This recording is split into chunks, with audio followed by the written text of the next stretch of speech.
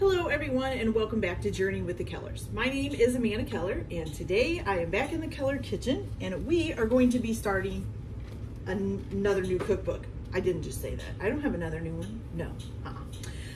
That's okay. Okay, so this is the Bread Makers Apprentice cookbook. And basically all of this here, all of this whole section, see that nice little thick section?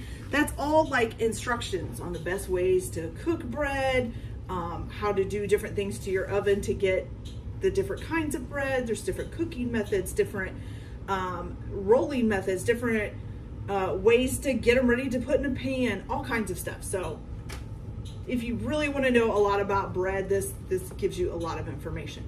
So one of the things in here that it did teach me, which I didn't even know, is that actually bread is better if you weigh the ingredients and go by weight rather than by a cup of this or a teaspoon of that and all of that. So I am actually going to do that for this. This recipe does give me the measurements and the weights. So I've actually done both.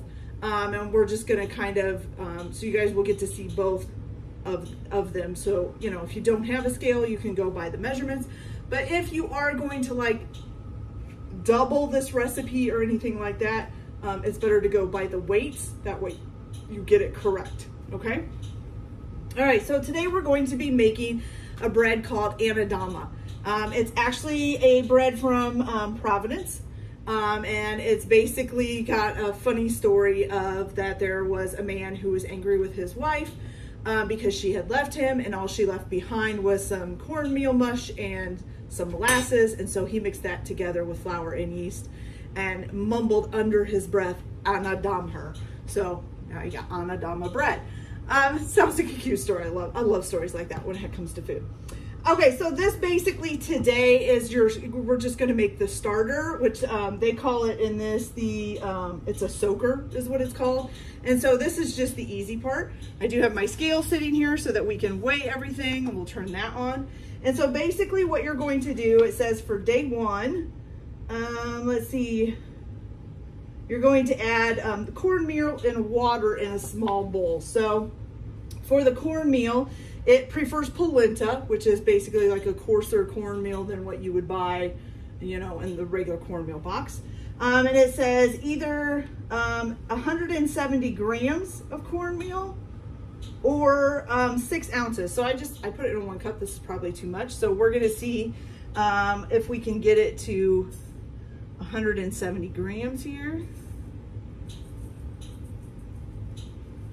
Let's see here. How much of this does it use?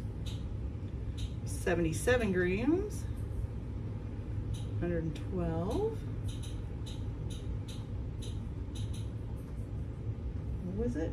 170, 138. Ooh, we're actually gonna need maybe a little more than the 1 cup. Okay.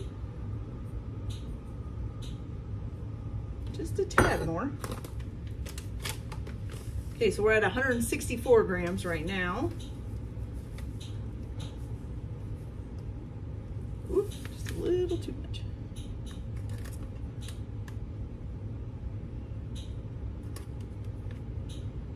Almost.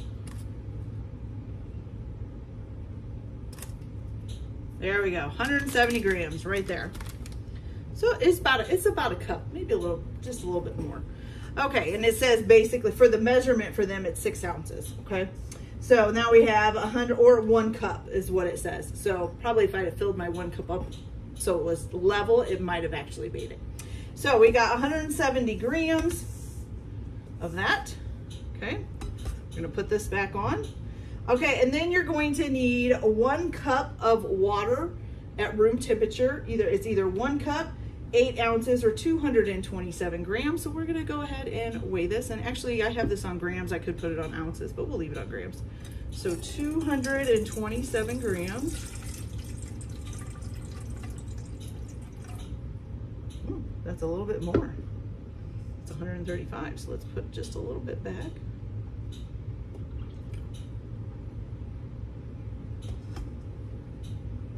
$118. Oh, we need 2.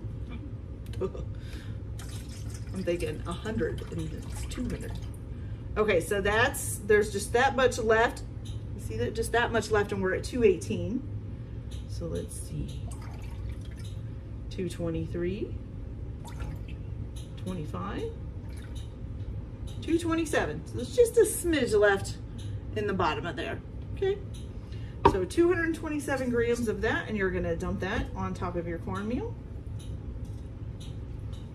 All right. I'm going to go ahead and shut the scale off. And then you're just going to mix this up.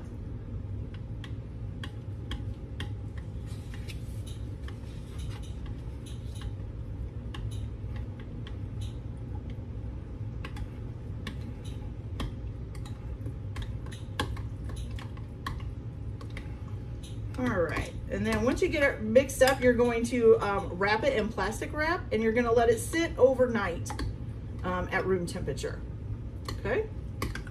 Basically just made a cornmeal mush. All right, okay, so this is day 1 of our bread, our Anadama bread.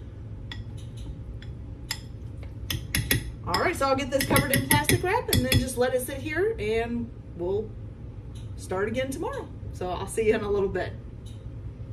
All right, you guys, so it is the next day, and we're gonna go ahead and start making the rest of our bread. So you are gonna need your soaker that you made yesterday, or the day before, whatever day you're making this on. Okay, and so basically what you're gonna do is you're gonna add, I'm gonna use my mixer bowl because you can put this on your mixer afterwards. You can use a regular bowl, do whatever you want. I'm just gonna use mixer bowl, make it a little bit less dishes, hopefully. Okay, so basically what you're gonna do is you're gonna add 2 cups of unbleached bread flour to this.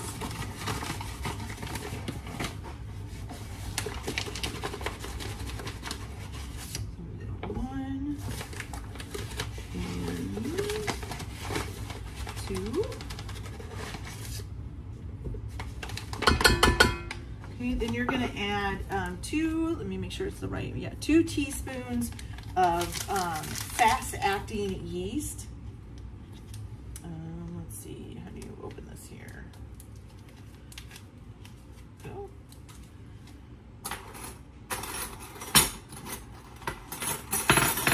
There should be enough in this one package for 2 teaspoons, I think. So here's 1 teaspoon. 2 teaspoons.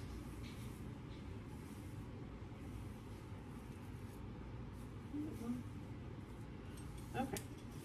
And I just thought I should have been weighing all this, and I just didn't. Whoops. Okay, so let's get the scale out. We'll just weigh those 2 together. Okay.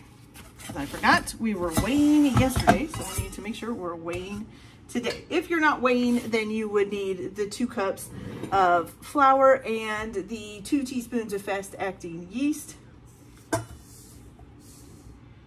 which should be about right anyways. Okay, 388 grams, which 4.5 cups is 574. Okay, all right, so we got that. Go. All right, and then you need 1 cup of lukewarm water as well. So let's see, and that would be either 227 grams or 8 ounces. Okay. Totally forgot I was going by weight. 227. Almost there. Oh, not quite enough to make 227.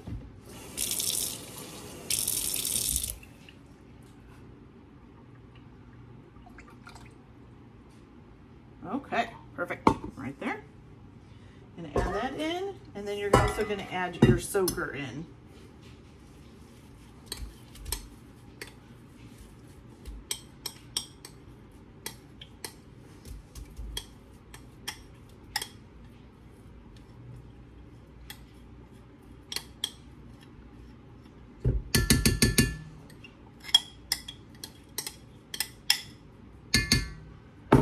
Okay, you're just gonna mix that all together.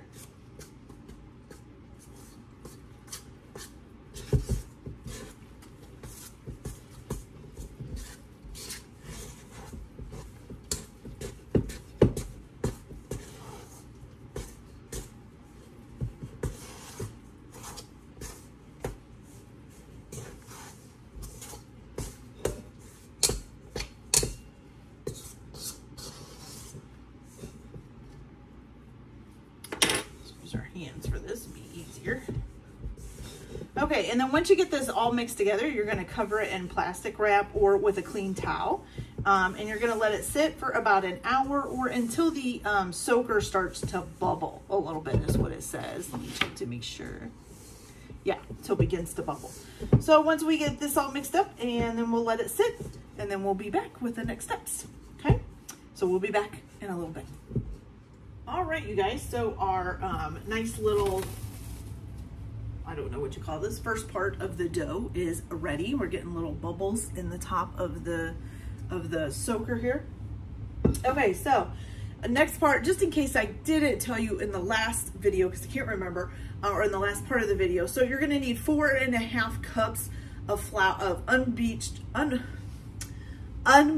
bread flour altogether. Now that's either 2.25 ounces or 574 grams. Now we only put 2 cups in here so far, so you have to make sure you get that added up together. And then we also did 2 teaspoons of instant yeast or 0.22 ounces or 6 grams, okay? So now we're gonna go ahead and add the rest of the flour in. Now since I went ahead and just measured it the last time, I'll just finish it off. So you're gonna add 2.5 cups of unbleached flour or whatever is left of the 20.5 ounces or the 574 grams from the first part that you did. Okay. So we need 1,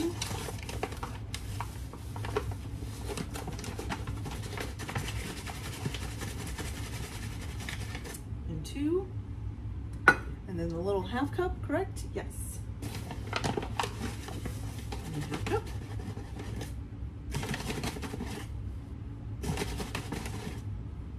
All right, there we go. And then you're also gonna go ahead and add in, let's see, it's 1.5 teaspoons of salt, or it's gonna be 0.38 ounces or 11 grams, okay?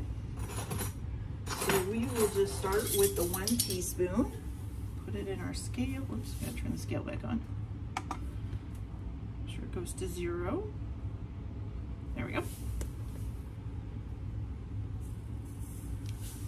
Okay, so here's 1 teaspoon, which is 8, and I'm on grams, correct? Yeah, 8 grams, and we need 11. So where's the half a teaspoon here?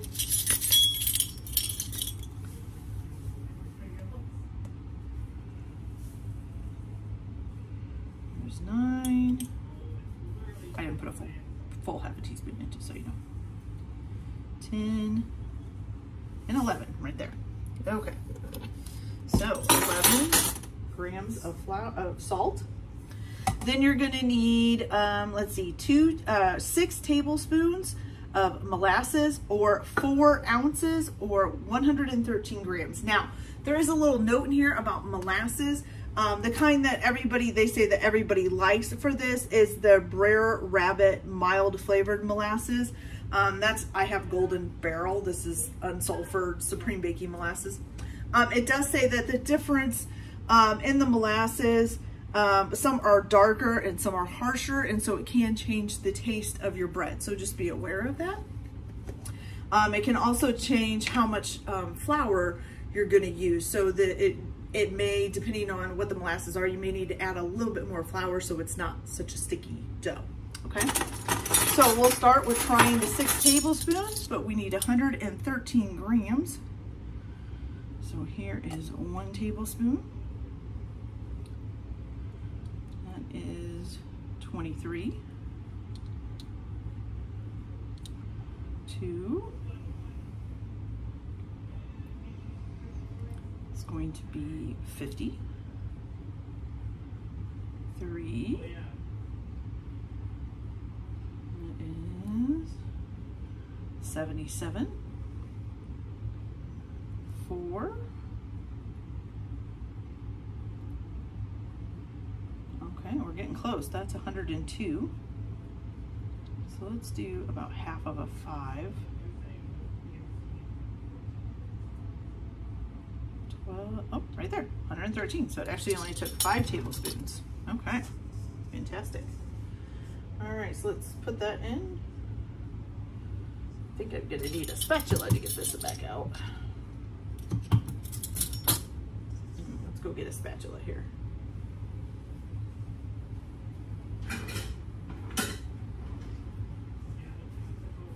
There we go.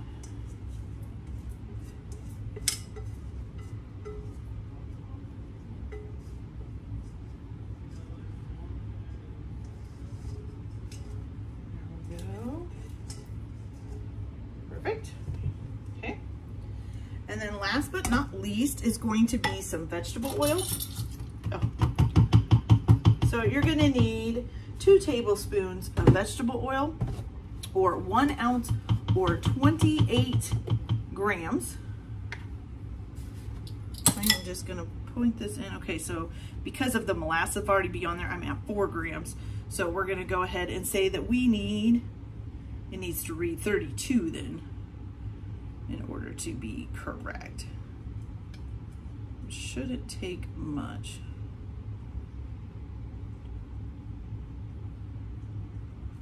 Oh, right there, perfect. All right, so let's dump that in. Okay, now like I said before, I am going to use my mixer for this and go ahead and put it in here. So for this part here, you're going to use your paddle on your mixer. So let's get the paddle on. Get this out of the way here too. Okay, so you're gonna first put the paddle on, and you're going to, let's see. Okay, so you're basically going to stir it with the paddle attachment on a low speed until you get a ball. And then once you get the ball, then you can do one of 2 things. You can either take it out of the bowl and put it on your counter, and you can knead it yourself until the dough becomes like supple and pliable. And like they talk about this mirror effect, I think it's called. Let's see. A window pane effect. Basically, it means you should be able to spread it out and kind of see like light through it, but not really, but not have holes in it. So you should be able to do that and be able to see light through it. It's stretched out enough to see light through it, but still all together. Okay, and so in order to get to that, so you can either do that by putting it on the counter and kneading it itself, or you can change out the spatula. Instead of using the paddle, you can change it out to your dough hook and then let it knead it on a medium speed. It does say it'll take probably about 4 to 8 minutes to do it, but basically until you get that nice pliable elasticy dough. If your dough is getting too sticky, it's going to be slightly sticky when you do the first part, and then it should, and if it's not, then you can add water to it to get the necessary a little bit of a tackiness. It shouldn't be like a little slightly sticky mass. And then for the second part, when you start kneading it, at the end, the dough should pass the window pane test, but you can also add more flour and stuff. Like I said, the molasses, what kind of molasses you use can affect how much flour you put in. So if the dough is looking really sticky, instead of looking pliable, you can add more flour to it, where you can add more water if it's looking too dry, okay? So I'm gonna go ahead and do both of those parts. I'm gonna go ahead and knead it with or do it on low speed with the paddle until it forms a ball, and then I will do it on the medium speed with the dough hook until we get the nice pliable dough that we need. And then I'll be back and we'll go from there, okay? Oh, wait a minute, I think actually, oh yeah, and then you're just gonna oil a bowl and make sure you put it in the bowl and kind of roll it around so that it gets nice and oiled itself. And then you're gonna cover the bowl with plastic wrap and let it ferment for about 1.5 hours at room temperature, okay? So I'll be back after we do the whole fermenting for another 1.5 hours. So we'll see you in a little while. Okay, you guys, so now our dough has been rising for about 2 hours, or 1.5 hours actually. Look how nice that looks, look at that. Okay, so here's what you're gonna do. You're going to remove the dough from the bowl, and you're gonna divide it into either 2 equal parts or to 3 equal parts, depending on which pan you're gonna use. So if you're gonna use 2 9x5 pans, and you do 2 equal parts. If you're gonna use a, what's the other pan? Let's see, an 8.5 by 4.5 inch pan, then you're gonna put it into 3 equal parts. I'm just gonna cut this in half. You're supposed to actually weigh it and make sure it's all in. We're not gonna do that. Okay, so it says in this book how to basically develop them is kind of flatten them out into like, or how to make them ready for the pan. Is flatten them out, and then you kind of curl the sides under to make a little bit of an oblong piece. Okay, does kind of look like a little loaf. Cute. All right, and then you're going to put that into the pan. Okay, we're going to do that with this one here. Kind of flatten it out and curl the sides under.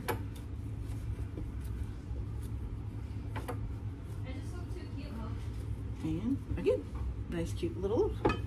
Now you're going to keep these in the pan, and you are going again cover them with plastic wrap.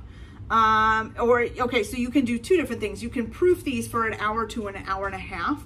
And just make sure you put spray oil or something in the bottom of the pans. Put these in there and then cover it loosely with plastic wrap, and you can proof them for another hour into an hour and a half until the bread comes fully above the top of the pan, okay? Or if you don't want to proof them yet and you don't want to bake them, you can go ahead and put them in the refrigerator without proofing them, and they can be held up to 2 days in the refrigerator, and then you would take them out of the refrigerator and proof them and then cook them, okay?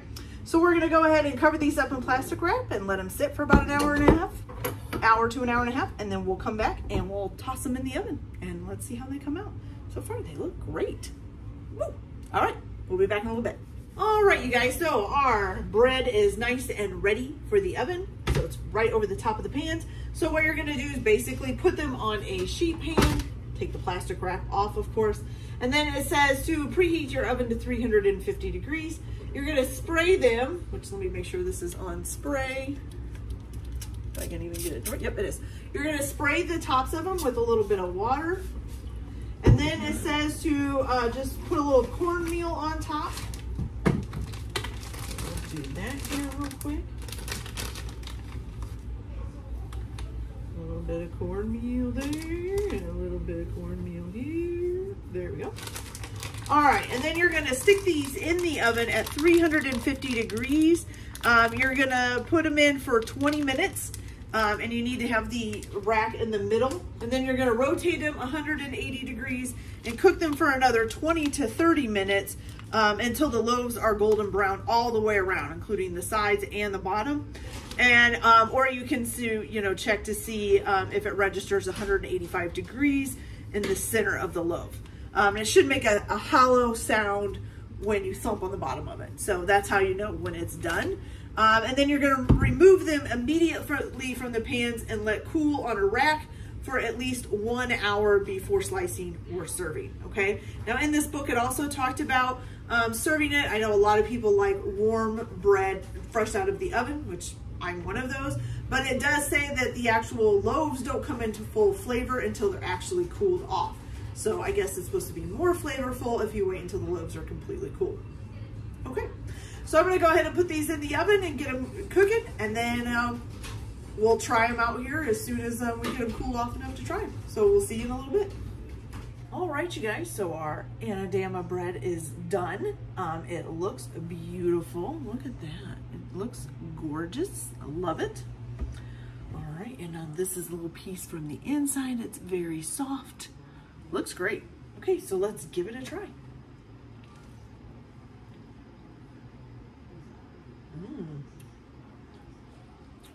That's really good. Okay, now I will confess, I'm not like a bread connoisseur. To me, bread all kind of tastes the same except for like wheat compared to white, stuff like that. Usually for me, if it's wheat bread, it all tastes the same. If it's white bread, it pretty much all tastes the same. But it's really, really good.